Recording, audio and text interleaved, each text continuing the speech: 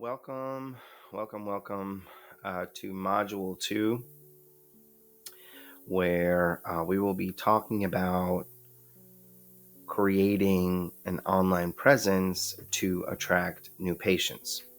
This is a shorter module, but please, oh please, uh, do not let that fool you. This is outside of the brand building, it's the foundation of what's going to attract your new patients. I'll start off by saying that today, clinics' online presence is very often the first point of contact for new patients. So, optimizing your let me fix this microphone here so you can see me better. I hope that's better. So, optimizing your website, your local SEO, your social media profiles will help you reach them. It's going to help you reach the potential patients who are actively searching for chiropractic care in your area. So, this chapter will specifically provide a step by step guide to creating that powerful online presence, which is going to attract and then convert your new patients. So, first and foremost, again, short but sweet, but I want you to take heed to this module. Building a patient-centric website. Your website is the centerpiece of your online presence. It should be easy to navigate, visually appealing, and designed to convert visitors into patients. Your homepage design again, if you guys recall, I have to look up to make sure we're looking at the right slides. So instead of me constantly doing that, I'm just going to go ahead and remove the spotlight, just make life easy. So the homepage design, your homepage should communicate your value proposition, and it needs to communicate it clearly. So use a headline that summarizes your core services, like comprehensive chiropractic care for pain relief and wellness. Boom. Include your contact info, a call to action button for scheduling, maybe even a call button to call you or text you, and then a brief introduction to your clinic. Then you want to make sure that it's mobile optimized. Ensuring that your website is mobile friendly is very important, because a lot of the patients are going to access it from their phones. These things are literally tied to our hips. So a responsive design adjusts automatically for mobile devices and improves their experience, the user's experience. So I don't know if you know this, but when you design your website, there's something called mobile responsiveness. And then what ends up happening is it detects the device that person is viewing your website on. It could be an iPad, it could be a laptop, it could be an iPhone, and so on. And each device needs to have its own experience. So when you're designing your website, it needs to be mobile responsive. Then the service pages. For your service pages, the more information that you have out there, the better. We want Google to see you as a force that is to be recognized in the chiropractic industry. So your service pages, you want to create individual pages for each of your core services: back pain relief, spinal adjustments, sports injury rehabilitation, family, pediatric, so on and so forth.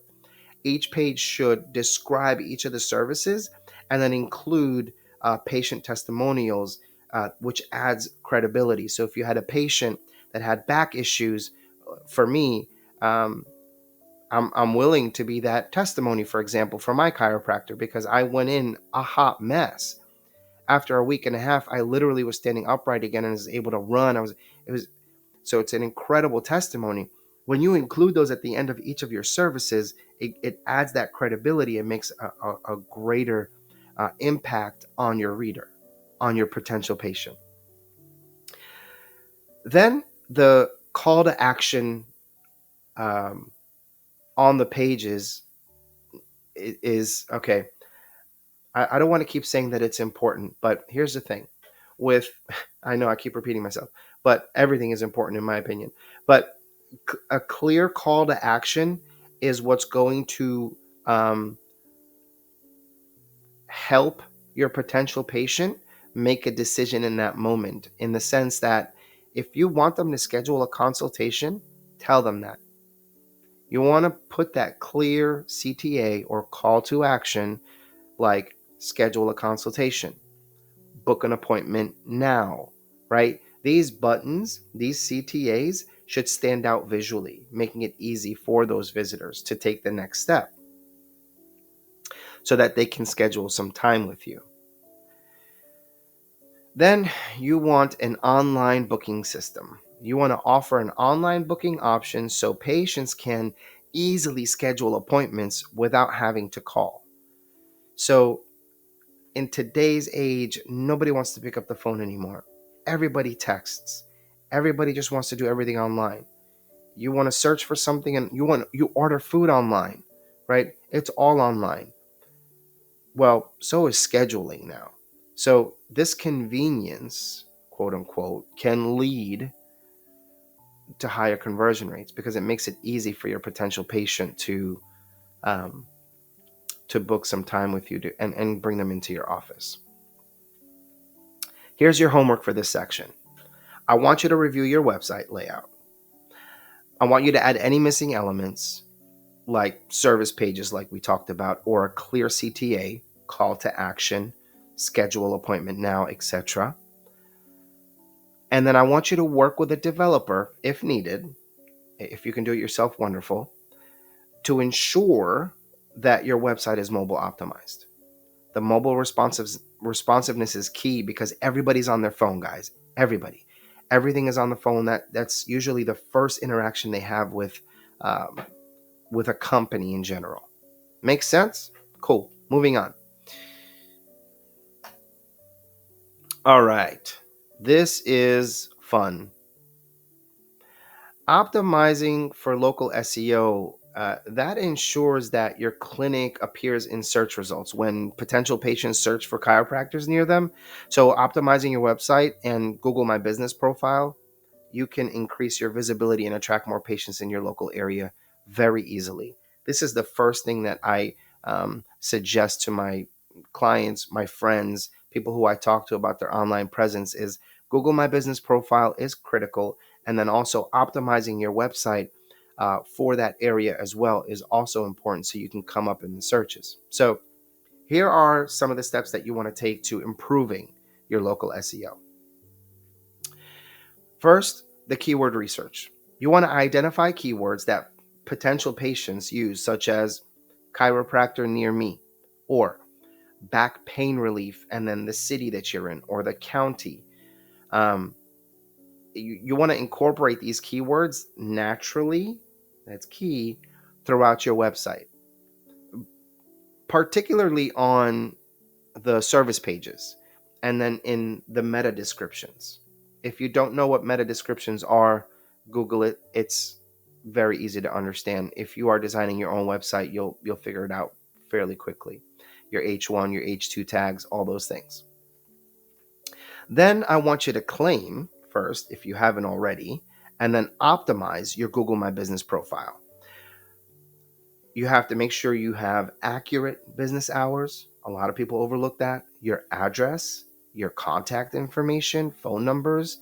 Maybe you have a texting line, and then photos. Google loves photos. Post photos of your interactions with your patients, photos of your place of business from the outside, the inside, even your street. And then encourage your satisfied patients to leave positive reviews to improve your rankings in the local search results. Makes sense? Okay. Then, Do you guys know what NAP is?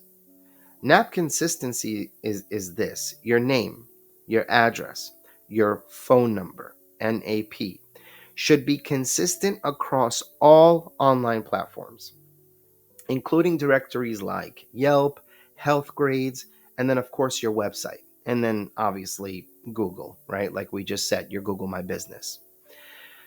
Then, what you want to do is the local citations. You need to submit those to reputable local directories, such as your city's Chamber of Commerce website.